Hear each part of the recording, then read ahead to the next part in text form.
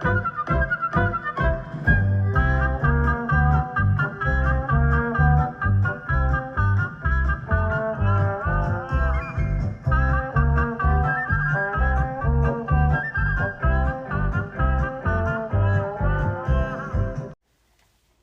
Shalom. Shabbat Shalom. This week is Parashah 38. That's correct. And that's Numbers 16:1 through 18:32. You find that beginning on page 167 of your complete Jewish Bible. Now Korach, the son of Issachar, the son of Kahat, the son of Levi, along with Dayton and Abiram. What's his name? Abram, the son of Eliab, and On, the son of Pelet, descendants of Reuben, took men and rebelled against Moses. Siding with them were 250 men of Israel, leaders of the community, key members of the council, men of reputation. They assembled themselves against Moses and Aaron and said to them, "You take too much on yourselves. After all, the entire community is holy, every one of them, and Adonai is among them. So why do you lift yourselves up above Adonai's assembly?" When Moses heard this, he fell on his face. Then he said to Korach and his whole group, "In the morning, Adonai will show who are his and who is holy person he will allow to approach him. Yes, he will bring whomever he chooses near to himself. Do this. Take censers, Korach and all your group, put fire in them and put incense in them before Adonai tomorrow. The one whom Adonai chooses will be the one who is holy. It is you, you sons of Levi, who taking too much on yourselves." Then Moses said to Korah, "Listen here, you sons of Levi. Is it for you a mere trifle that the God of Israel has separated you from the community of Israel to bring you close to himself, so that you can do the work in the tabernacle of Adonai and stand before the community serving them? He has brought you close, and all your brothers, the sons of Levi, with you. Now you want the office of Cohen too? That's why you and your group have gathered together against Adonai. After all, what is Aaron that you complain against him?" And Moses sent to summon Dayton and Abram, the sons of Eliab, but they replied, "We won't come up.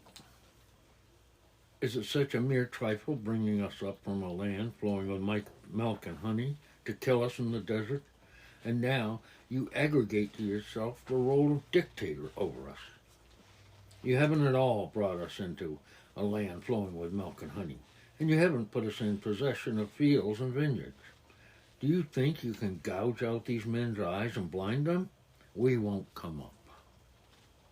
Moses was very angry and said to Adonai, "Don't accept their grain offering. I haven't taken one donkey from them. I've done nothing wrong to any of them." Moses said to Korah, "You and your group be there before Adonai tomorrow. You, they, and Aaron. Each of you take his fire pan and put incense in it. Every one of you bring before Adonai his fire pan.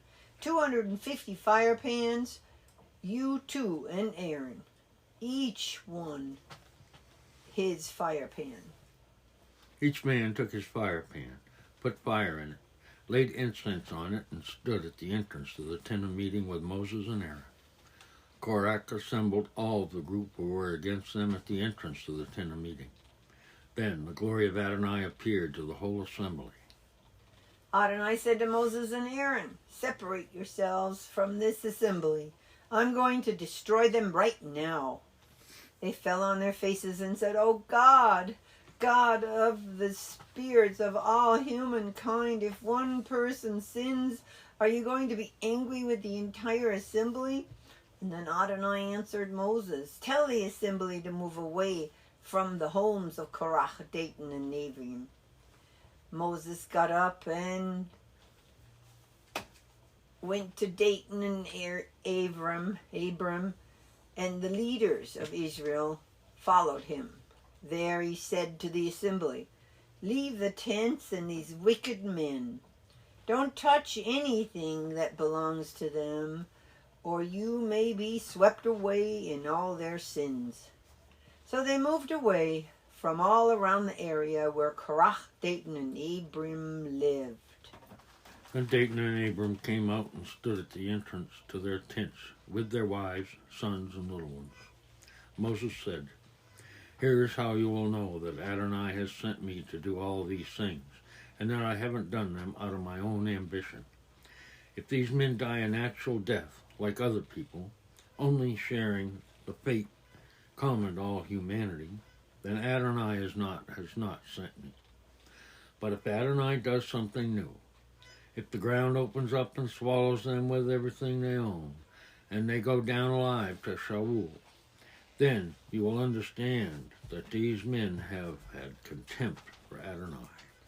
The moment he finished speaking, the ground under them split apart. The earth opened its mouth and swallowed them up with their households, all the people who had sided with Korah and everything they owned. So they and everything they owned went down alive into Sheol. The earth closed over them and their existence in the community ceased. All Israel around them fled at their shrieks, shouting, the earth might swallow us too. Then fire came out from Adonai and destroyed the 250 men who had offered the incense. Adonai said to Moses, tell Eleazar, the son of Aaron the Cohen, to remove the fire pans from the fire and scatter the smoldering coals at a distance, because they have become holy. Also the fire pans of these men, whose sin cost them their lives, have become holy, because they were offered before Adonai. Therefore, have them hammered into plates to cover the altar. This will be a sign for the people of Israel. Eleazar the Cohen took the brass fire pans which the men who had been burnt to death had offered, and they hammered them into a covering for the altar, to remind the people of Israel that an ordinary person not descended from Aaron is not to approach and burn incense before Adonai if he wants to avoid the fate of Korah and his group, as Adonai had said to him through Moses. But the very next day, the whole community of the people of Israel complained against Moses and Aaron. You have killed Adonai's people.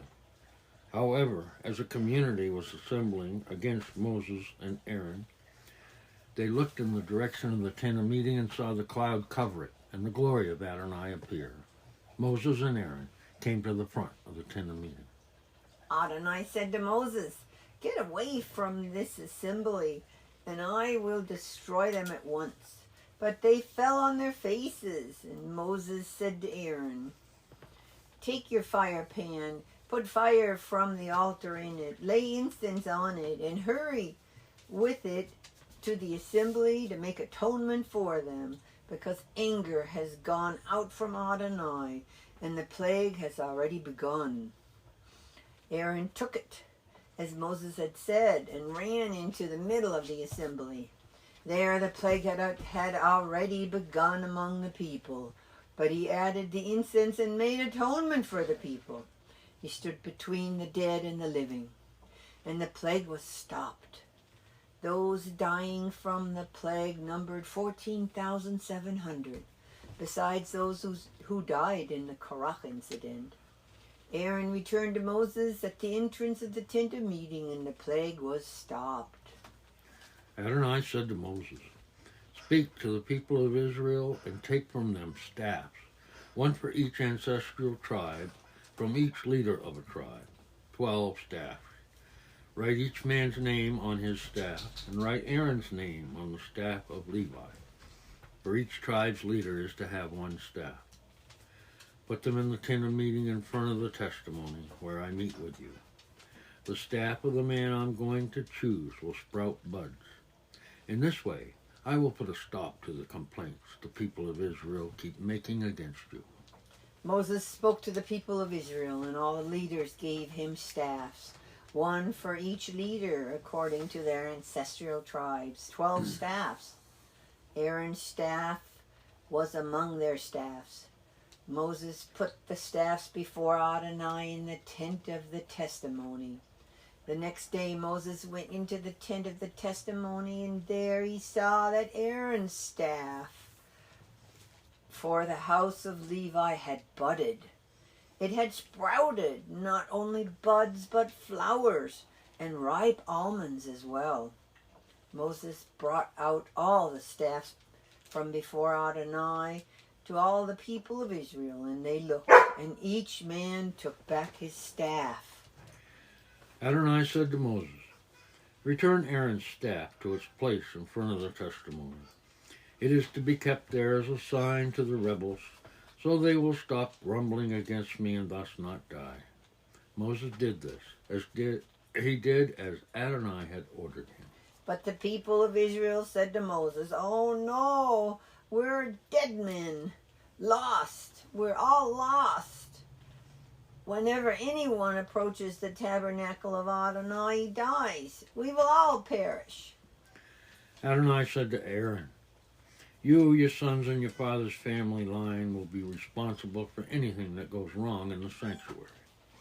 You and your sons with you will be responsible for anything wrong in your service as Cohen. But you are to bring your kinsmen, the tribe of Levi, along with yourselves, to work together with you and help you, you and your sons with you, when you are there before the tent of meeting. They are to be at your disposal and perform all kinds of tasks related to the tent. Only they are not to come near the holy furnishings or the altar, so that neither they nor you will die. They will work together with you in your duties related to the tent of meeting, whatever the service in the tent may be. But an unauthorized person is not to come near you. You will take charge of all the holy things and the altar, so there will no longer be anger against the people of Israel. I myself have taken your kinsmen, the Levites, from among the people of Israel. They have been given as a gift to Adonai for you, so that you can perform the service in the tent of meeting. You and your sons with you will exercise your prerogatives and duties as Cohen in regard to everything having to do with the altar and within the curtain. I entrust the service required of Cohen to you. The unauthorized person who tries to perform it is to be put to death.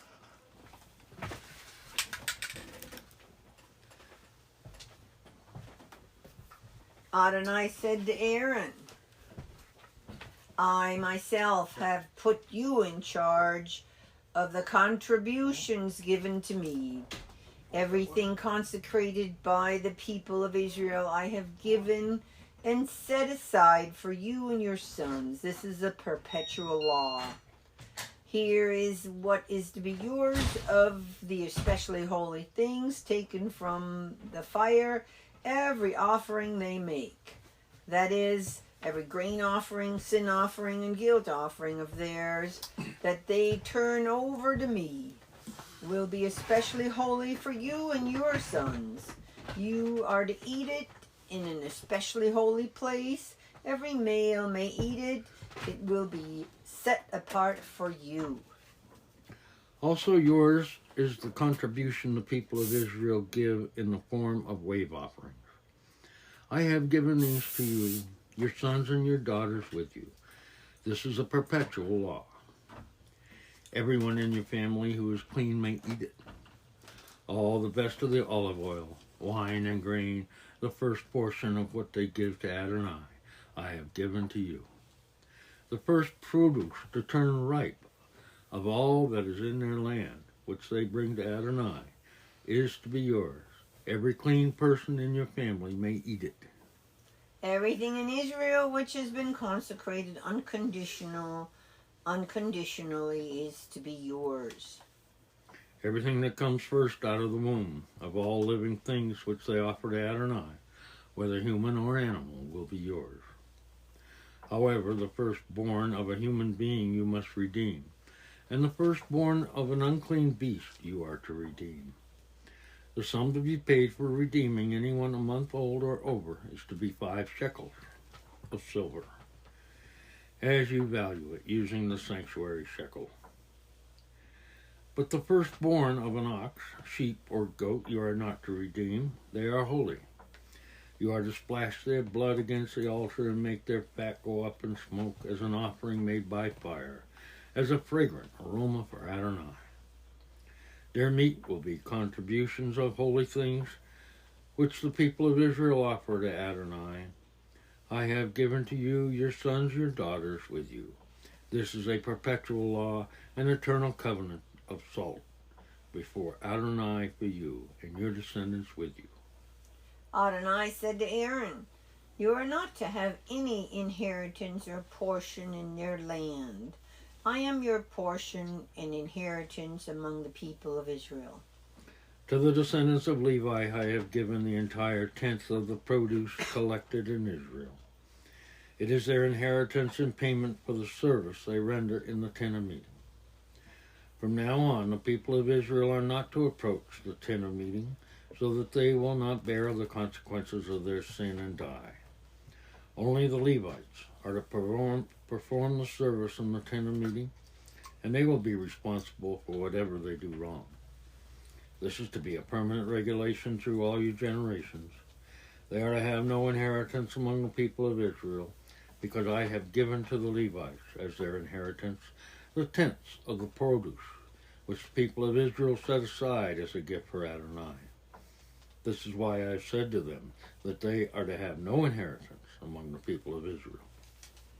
Adonai said to Moses, tell the Levites, when you take from the people of Israel the tenth of the produce which I have given you from them as your inheritance, you are to set aside from it a gift for Adonai, 1/10 of the tenth. The gift you set aside will be accounted to you as if it were grain from the threshing floor and grape juice from the wine vat. In this way you will set aside a gift for Adonai from all your tents, and you receive from the people of Israel. And from these tents you are to give to Aaron the Cohen the gift set aside for Adonai. From everything given to you, you are to set aside all that is due Adonai, the best part of it, its holy portion.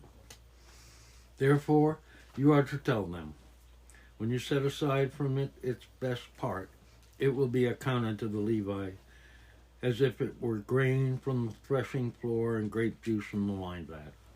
You may eat it anywhere, you and your households, because it is your payment in return for your service in the tent of meeting. Moreover, because you will have set aside from it its best parts, you will not be committing any sin because of it. For you are not to profane the holy things of the people of Israel, or you will die. And then we have 1 Samuel 11:14 through 12:22. You find that on page 309.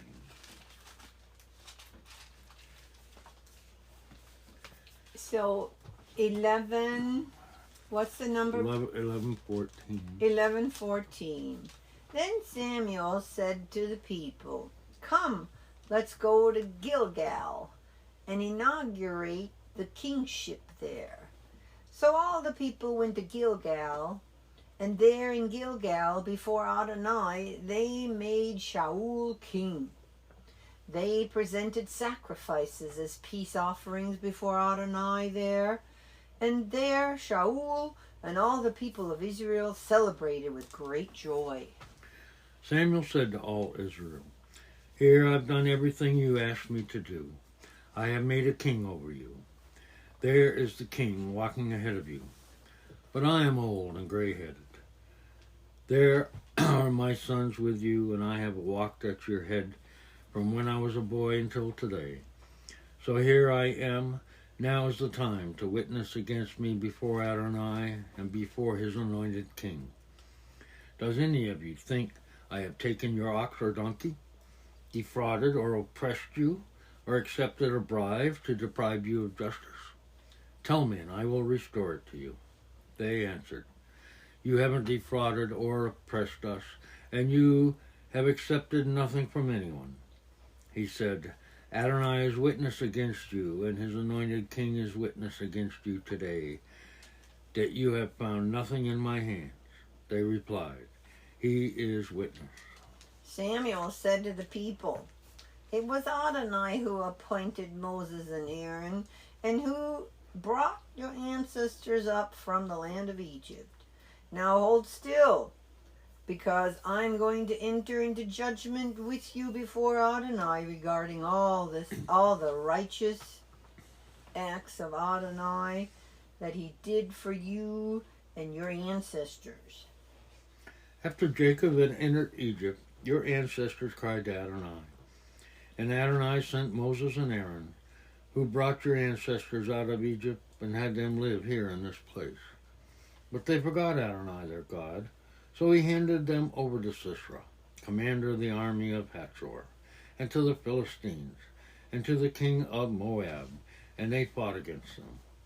But they cried to Adonai and said, We sinned by abandoning Adonai and serving the Baalim and Ashtaroth. But now, if you rescue us from the power of our enemies, we will serve you. So Adonai sent Jezebel, Bedan, Jephthah, and Samuel have rescued you from the power of your enemies on every side, and you live securely. When you saw that Nahash, the king of the people of Ammon, were attacking you, you said to me, No, we want a king to rule over us, when Adonai your God was your king. Now, here's the king you have chosen, the one you asked for. See, Adonai has put a king over you. If you will fear Adonai, serve him, obey what he says, and not rebel against Adonai's orders, if both you and the king ruling you remain followers of Adonai your God, then things will go well for you. But if you refuse to obey what Adonai says and rebel against Adonai's orders, then Adonai will oppress both you and your leaders. Oh, I have to make a correction. What's that? So Adonai didn't send Jezebel, he sent Jerubbaal. Oh, Jerubbaal. I'm sorry. Yeah, Jezebel, he wouldn't have sent Jezebel. I don't know just why a I little said correction. It's all right. And do we go on? Yeah. Okay, now therefore, hold still and see the great deed which Adonai will perform before your very eyes. Now is wheat harvest time, isn't it? I'm going to call on Adonai to send thunder and rain. Then you will understand and see how wicked, from Adonai's viewpoint, is the thing you have done in asking for a king. Samuel called to Adonai, and Adonai sent thunder and rain that day. Then all the people became very much afraid of Adonai and Samuel. All the people said to Samuel, Pray to Adonai your God for your servants, so that we won't die, because to all our other sins now we've added this evil as well, asking for a king over us. Samuel answered the people, Don't be afraid. You have indeed done all this evil, yet now just don't turn away from following Adonai, but serve Adonai with all your heart.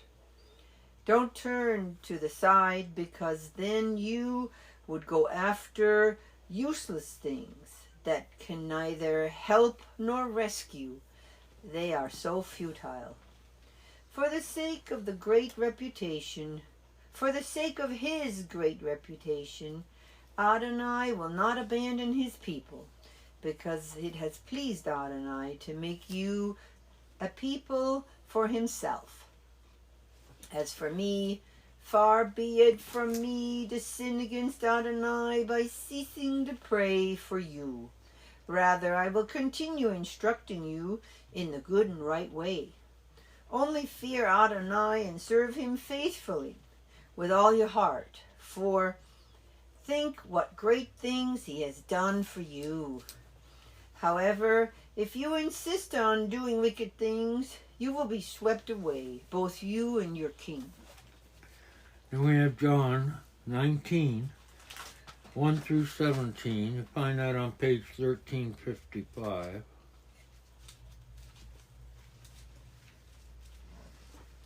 Pilate then took Yeshua and had him flogged. The soldiers twisted thorn branches into a crown and placed it on his head, put a purple robe on him, and went up to him, saying over and over, "Hail, King of the Jews," and hitting him in the face. Pilate went outside once more and said to the crowd, "Look, I'm bringing him out to you to get you to understand that I find no case against him."